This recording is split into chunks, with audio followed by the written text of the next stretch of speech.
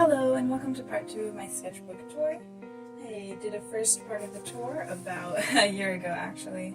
We got to look at all of this. And I just wanted to give you guys a sneak peek of my new sketchbook. It is a little bit bigger than my old one, but I've been working on a few pieces in here that I wanted to share with you. I'm not done with this one yet, but it's like a train style diner with some snowy hills outside. And the bigger format of the sketchbook gives me a lot more room to work with all the smaller details in the background and add a lot more tiny lines that normally wouldn't be visible or possible for the smaller size of the other one. But I'm really happy with how it is so far and where it will go. Last we left off, we were right here. I was talking about this dream piece I did of this landscape that I saw in one of my dreams. I just wanted to get down on paper so I could share it with other people. Our next spread is this card theme spread actually. I used one of my friends as a model for the figure on this one and I really like how it turned out. She's kind of the queen of cards. And on the right I was experimenting a little bit with doing a playing card and having both sides mirrored. And that actually turned out to be a lot harder structurally than I thought it was going to be, but I'm still really happy with the result. This is one of my favorite spreads. It's more post-apocalyptic than some of the other ones. We have a gas mask and some toxic contaminated waste, and kind of, I imagined it would be in a world where humans struggle to survive and really post-apocalypse. On the right, I have one of my favorite drawings from this. This took me forever. I reworked it so many times, but I'm really happy with the final result. Kind of have a human in an overgrown lab, almost as if they were forgotten about and still growing past the point they were supposed to. And then in the background we have some monsters and some other abandoned plants, and lots of sticky notes for the researchers to remember what they were doing.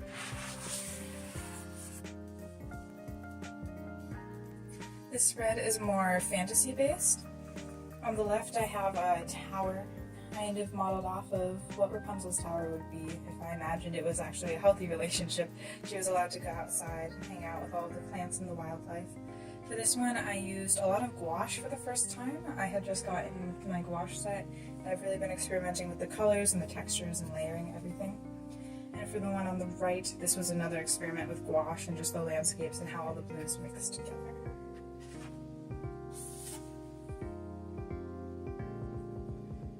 This one is far more pirate themed than I think anything else in here. I did the image on the right first, experimenting with the perspective of everything. I was experimenting with the perspective on this, kind of a head looking upwards, and this is when I was getting more into structure and the building blocks of what goes into a drawing. The hair blowing in the wind and the distinct facial features. And for the one on the left, we just have a more fleshed out character design for her with a pirate flag in the background and a picture of her sword, some more modern guns and necklace.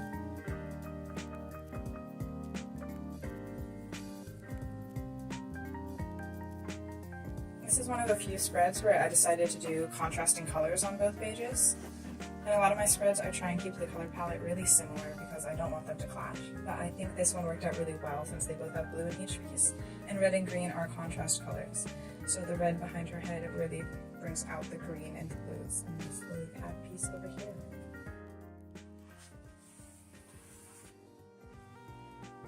These two pieces are actually redraws from one of my very first sketchbooks, and I'll show a picture on the screen of each one of them.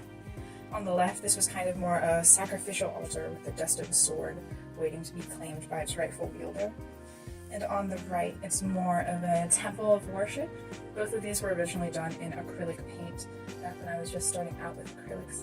And I decided to do them justice. I really needed more finer lines than I personally could get with acrylic. So I did a combination of pen, watercolor, and then just a little bit of white acrylic for the highlights when I needed them.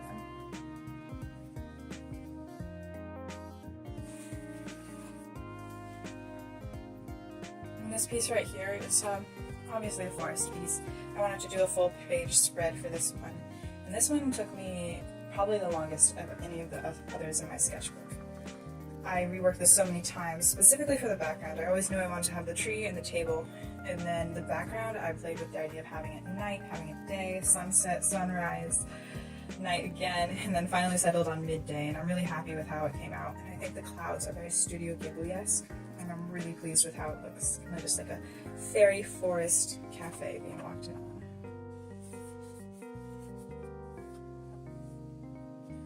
The one on the left was 2 portraits of some characters I had drawn a while ago in one of my earlier sketchbooks.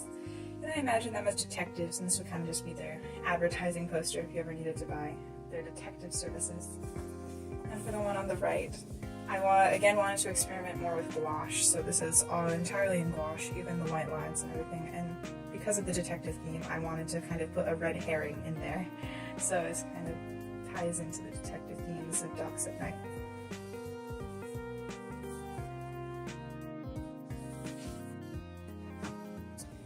This one was more just an experiment in acrylic for me, and skin-toned markers, or colored pencils, I suppose.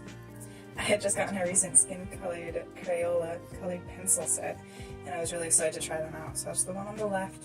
Looking back, I definitely think I could have gone a lot deeper with the shadows, but I do think the highlights turned out pretty well. I painted some sunflowers and acrylics after everything. And the one on the right, again, it's just a little cottage in the forest. Experimenting more with acrylics, colors, atmospheric perspective, and perspective.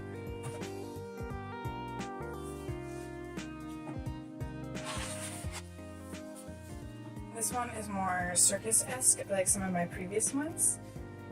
And on the right we have a magic show poster, so this is kind of 3 magicians, and they would have a magic show in this big old circus tent here on the left.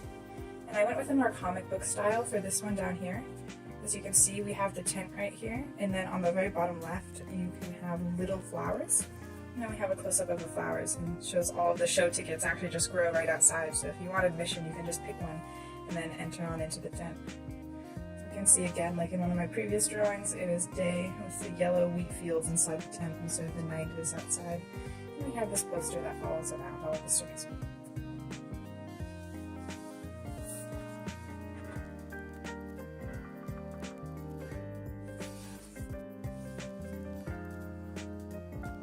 This was again an interesting one. I have choose the decision that will make the best story. It's a quote I read once. I really like it. I think it really tells you to live life without any regrets. In the background I have a ton of sunflowers, and I did these all in very different styles with markers versus colored pencils versus watercolors versus pen, just to experiment with all the different ways to do it so that for when I did this piece I would know what I wanted to do with the sunflowers at the bottom. And I have the person. He's clearly a magician. He's holding a sunflower bursting into flame, and I really like how the lighting turned out on this one. For my last spread in this page, I wanted to use a lot of the primary colors like yellow, blues, greens, and reds. And I'm pretty happy with how it turns out. The person on the left is inside a little cafe reading a book with a saucer for her cup. And she has a little tree necklace that matches the trees outside. The cafe on the right was heavily inspired by Italian architecture. So you have the really high windows with the shutters and the roof with little on top of the roof, very common in old Italian architecture. It's just a little cafe, and in my mind it travels around. You can see how the path kind of ends right here, and there's a cliff where it sits. And for me this would be just a little traveling cafe, and it shows up and it disappears, and it moves around the coastline to go wherever it wants to go. And that brings us to the end of my sketchbook tour. Thank you so much for watching. I hope you enjoyed it, and expect more videos soon.